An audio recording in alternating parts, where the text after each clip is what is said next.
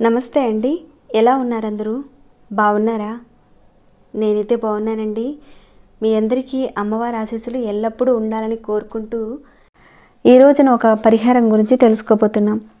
ఈ పరిహారం చేసుకోవడం వల్ల ఎలాంటి ప్రయోజనాలు కలుగుతాయి, ఎవరెవరు చేసుకోవాలి, ఎలాంటి వారు చేసుకోవాలి, ఇవన్నీ ముందు తెలుసుకున్న తర్వాత పరిహారాన్ని ఏ రకంగా చేయాలనేది చూద్దాం. ఈ పరిహారాన్ని చేసుకోవడం వల్ల ధన సంపాదన పెరుగుతుంది, ధన మార్గాలు మీకు ఓపెన్ అవుతాయి. మీరు చేస్తున్న పనుల్లో మంచి ఫలితాలు రావడానికి అవకాశం ఉంటుంది. అలానే వ్యాపారం చేస్తున్నామండి, ఇంకా ఉద్యోగం కూడా చేస్తున్నాము, కానీ ఏంటో అర్థం కావట్లేదు, సడన్గా బ్రేక్స్ వస్తున్నాయి, ఆటంకాలు వచ్చేస్తున్నాయి, రేపట్లోగా పని అయిపోతుంది అనగానే బ్రేక్స్ వస్తున్నాయి అని ఈ రకంగా అనుకుంటూ ఉంటారు. చాలామందికి ఇలా జరుగుతూ ఉంటుంది. ఇలాంటి సమస్యలు ఉన్నప్పుడు తప్పకుండా ఈ పరిహారం చేసుకోండి. ఈ అల్లాన్ని మనం ఎక్కువగా కూరలో ఉపయోగిస్తూ ఉంటాం. సుగంధ ద్రవ్యాల యొక్క జీవన విధానంలో ఒక భాగం పోపుల డబ్బా. అదృష్టాన్ని కలగజేసే గొప్ప అద్భుతమైన శక్తి కలిగిన తాంత్రిక పెట్టని చెప్పుకోవచ్చు పోపుల డబ్బాని. సహజంగా ప్రకృతిలో ఒక శక్తి అనేది ఉంటుంది, దాన్ని మనం ఎప్పుడైతే తీసుకుంటామో మనం లాభం పొందుతాం. అలానే ఈ అల్లం కూడా సుగంధ ద్రవ్యాలు ఒక భాగమైంది. మన ఇల్లు అభివృద్ధిలోకి రావాలంటే ప్రతిరోజు మనం ఈ అల్లాన్ని ఎంతో కొంత ఉపయోగిస్తూ ఉండాలి మన ఇంట్లో. అలాంటి అల్లంతో ఒక చిన్న పరిహారాన్ని ఇక్కడ చెప్పబోతున్నానండి. ఆ వివరాలన్నీ కూడా తెలుసుకునే ముందు ఒక చిన్న రిక్వెస్ట్, ఎప్పుడు చెప్పే మాటేనండి ప్రతి వీడియోలో. ఈ వీడియోకి ఒక చిన్న లైక్ చేయమని, లైక్ చేస్తారని భావిస్తున్నాను. అలానే సబ్స్క్రైబ్ కాకుండా కొత్తవారు చూస్తుంటే మన ఛానల్కి సబ్స్క్రైబ్ చేసుకొని బెల్ బటన్ ప్రెస్ చేసి ఆల్ అనే నోటిఫికేషన్ని ఆన్లో పెట్టుకోండి. ఇంకా చాలామంది సమస్యల గురించి అడుగుతున్నారండి ఈ మధ్యన. ఒక్కసారి మీరు ఛానల్లోకి వెళ్ళి చూసి మీ సమస్యకు తగిన ఒక పరిహారాన్ని ఎంచుకోండి. మీరు చేయగలిగే దాన్ని ఎంచుకొని మీరు చేసిన తర్వాత మీకు వచ్చిన మార్పుని రిజల్ట్ నాతో షేర్ చేసుకోవడం మర్చిపోకండి. ఇక ఈ వీడియోని ఎండింగ్ వరకు చూడండి, అన్ని విషయాలు తెలుస్తాయి. ఓకేనండి, ఇక మనం పరిహారం మాటకు వెళదాము. సంపాదన పెరగడానికి అల్లంతో ఎలా చేస్తే సంపాదన పెరుగుతుంది, ధన సంపాదన పెరుగుతుంది, ఆర్థిక స్థితిగతులు ఏ విధంగా మెరుగవుతాయి అనేది ఇప్పుడు చూద్దాం. ఈ పరిహారాన్ని ఆడవారైనా మగవారైనా ఎవరైనా చేయొచ్చు. అది కూడా ఎప్పుడు చేయాలి ఏంటనేది చెప్తాను. మనకి బజార్లో కానీ చిన్న చిన్న షాప్స్లో కూడా మనకు బాగానే అవైలబుల్గా దొరుకుతుందండి ఈ అల్లం. మీ అందరికీ చాలా వరకు తెలిసిందే. అయితే మన అమ్మమ్మలు నానమ్మలు వాళ్ళు ఎక్కువగా వేసవి కాలంలో అల్లం పాడైపోతుందని కాస్త ఒక మట్టి కుండలో వాళ్ళు పాతి పెట్టేవాళ్ళు. ఎందుకంటే ఎండాకాలానికి చాలా వరకు డ్రై అయిపోతుంది కాబట్టి అలా పెట్టేవాళ్ళు. వాళ్ళు చాలామందికి తెలిసే ఉంటుంది. మీలో ఎంతమందికి ఈ విషయం తెలుసు అన్నది కూడా కింద కామెంట్ ఇవ్వండి.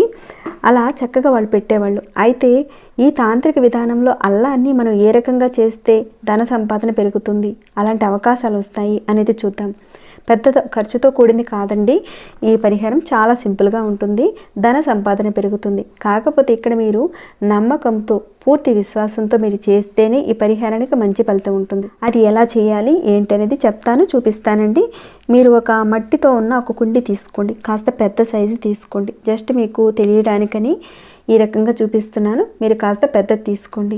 చాలా వరకు అల్లాన్ని పూర్తిగా మట్టిలో పెట్టకూడదు. మట్టి పర్సంటేజ్ ఒక 20% ఉండాలి, ఇసుక శాతం 80% ఉండాలి. అలా మనం తీసుకోవాలి. ఆ రకంగా కుండీ నిండుగా చక్కగా మట్టి తీసుకోండి. ఇక్కడ నేను మీకు బియ్య పిండితో నక్షత్ర ఆకారంలో నేను వేసి చూపిస్తున్నాను, మీకు అర్థమవుతుందని. ఆ రకంగా మీరు కుండీలో నక్షత్ర ఆకారంలో అల్లాన్ని పాతి పెట్టాలి. మీరు ఖచ్చితంగా బియ్య పిండితో ఈ రకంగా మీరు నక్షత్రాకారం గీయాలని చెప్పడం లేదండి, మీకు కాస్త తెలియాలని చూపిస్తున్నాను. అదేవిధంగా అల్లాన్ని పాతి పెట్టాలి. ఇప్పుడు చెప్పిన పర్సంటేజ్ వైజ్గా మీరు మట్టిని తీసుకొని కుండీలో చక్కగా పెట్టండి. అల్లాన్ని ఒక 2-3 అంగుళాలు చిన్న చిన్న ముక్కలు తీసుకోండి, అల్లం ముక్కలు సరిపోతుంది. అలానే గొయ్యను కూడా ఒక 2-3 అంగుళాలు గొయ్యను తవ్వి ఇక్కడ చూపించిన విధంగా మామూలుగా అక్కడ ఆ రకంగా పాతి పెట్టాలి. అయితే నక్షత్రాకారం అంటే మొత్తం 5 కోణాలు వస్తాయి. 5 కోణాలకు తగ్గట్టుగా మీరు కుండీలో అల్లం ముక్కల్ని చిన్న చిన్న ముక్కలు ఒక 5 తీసుకోండి. ఇదంతా మీరు ఎప్పుడు చేయాలంటే శనివారం రోజున ఉదయం పూట చేయాలి. కుండీలో కానీ లేదంటే మీకు పెరడు ఉందనుకోండి పెరట్లో కానీ ఇక్కడ నేను చూపించిన విధంగా ఇదే రకంగా చేయాలి. పెద్దగా కొమ్మలు అనేటి అవసరం లేదండి, చిన్న చిన్న పీసెస్ మీరు పెడితే సరిపోతుంది. నిలబెట్టి కాకుండా ఇలా చక్కగా ఈ రకంగా పెట్టి చేయాలి. మీరు చేసేది ఒక తాంత్రిక ప్రక్రియ, కేవలం శనివారం రోజునే చేయాలి. ఇలా చేసిన తర్వాత అలా వదిలేయకండి. ప్రతిరోజు కాస్త నీళ్ళని చిలకరిస్తూ ఉండండి. అయితే ఆడవారు నెలసరిలో ఉన్నప్పుడు మాత్రం ఈ విధానాన్ని చేయకూడదు. ఇలా చేసిన తర్వాత కొన్ని రోజులకు మొలకలు వచ్చేస్తాయి. ఒక 10 రోజులకు కానీ ఒక వారం రోజులకు కానీ వచ్చేస్తుంది. కంగారు పడకండి రాలేదని. సీజన్ బట్టి కొంచెం అటు ఇటుగా రోజులు మారుతాయి కాబట్టి వారం కానీ 10 రోజుల్లో కానీ మొలకలు వచ్చేస్తాయి. ఒకవేళ మొలకలు రాలేదనుకోండి మళ్ళీ మొదలు పెట్టాలి ఒక శనివారం రోజున. ఇలా పెట్టిన తర్వాత నీళ్లు పోసేటప్పుడు అక్కడ నాకు ధన సంపాదన పెరగాలి, సంపాదనలో ఆటంకాలు రాకుండా ఉండాలి అని మనస్ఫూర్తిగా మీరు కోరుకుంటే విధానం చేయాలి. అయితే నియమాల విషయానికి వస్తే ఇక్కడ పెద్ద కర్మ కాకుండా ఉంటే కనుక మీరు చేయకూడదు. పెద్ద కర్మ అయిపోయిన తర్వాత చేసుకోవచ్చు. ఇదొకటి ఉంది.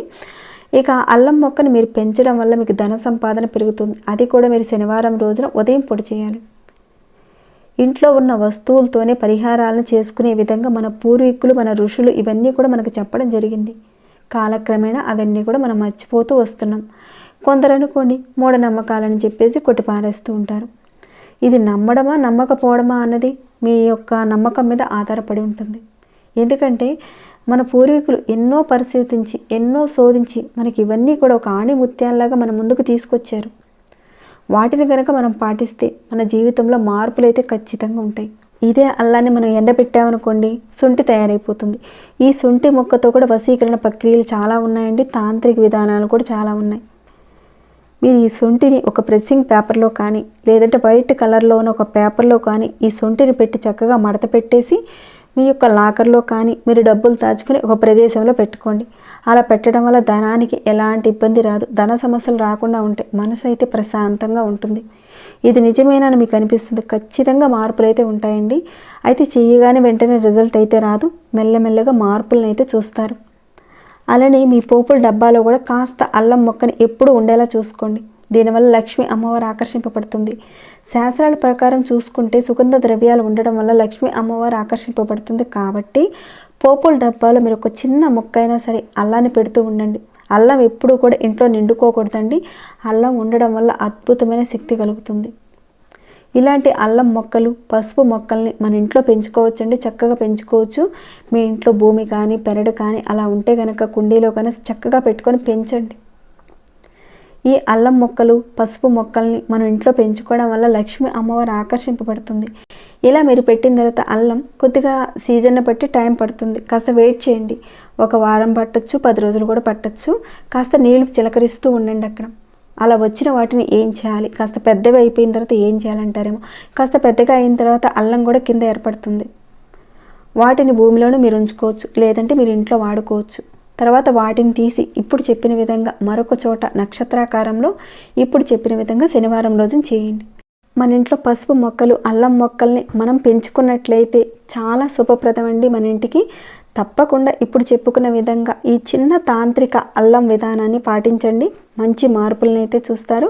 పెద్ద ఖర్చుతో కూడింది కాదు కదండి. ఇప్పుడు చూశారు కదా.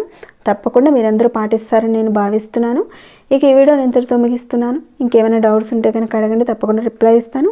అలానే మీ మనసుకి ఎలా అనిపించింది అనే మాట కూడా చెప్పండి. లైక్ చేయకుండా ఉంటే ఒక చిన్న లైక్ చేయండి. సబ్స్క్రైబ్ కాని వారు మన ఛానల్కి సబ్స్క్రైబ్ చేసుకొని ప్రతిరోజు మన ఛానల్లో ఉన్న వీడియోస్ని చూస్తూ ఉండండి. మరొక భక్తి వీడియోలో మళ్ళీ మిమ్మల్ని కలుసుకుంటాను. అంతవరకు సెలవు.